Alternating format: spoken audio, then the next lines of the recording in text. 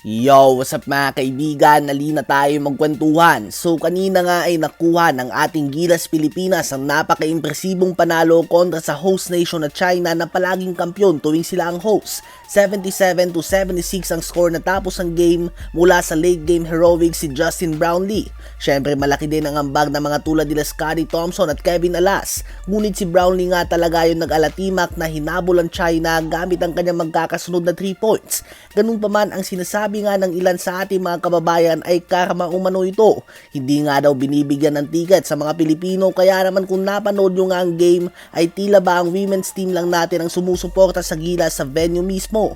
Gusto nga nila makuha ang lahat ng advantage. Hinarang pa nila ang paglalaro nila Terence Romeo kahit nakasama naman ito sa initial lineup ng Gilas na sinubmit noon sa Hangzhou Asian Games Organizing Committee. At ito pa nga, sinabi nila na may tsansa pa ito na makapaglaro at pag-uusapan pa ito ng committee. Well, napakatagal nga ng pag-uusap nila dahil nasa China na ang ating mga players at hindi pa natin alam ang ating final lineup.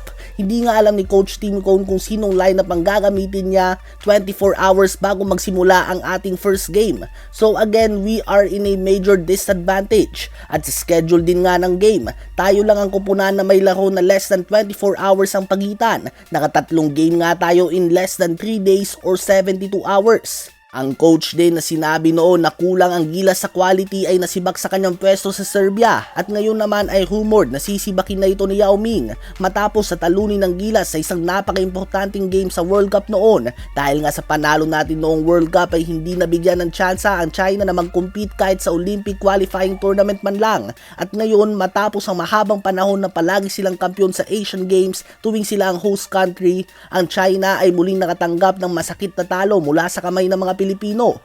Ang panalo na ito ay very satisfying nga dahil underdog tayo patungo sa tournament na ito kontra ang preparation time at higit sa lahat ay kontra ito sa bansang China na bukod na lang nga sa lantarang cooking show noong 2015 FIBA Asia Gold Medal Game na ginawa din sa kanilang bansa, madami nga sa mga Pilipino ang galit sa mga ito o hindi nagugustuhan ng trato nila sa atin at dahil nga ito sa mga bagay na hindi konektado sa basketball tulad na lamang ng picture na ito na hindi na natin babanggitin ngunit gets nyo na nga yan mga kaibigan.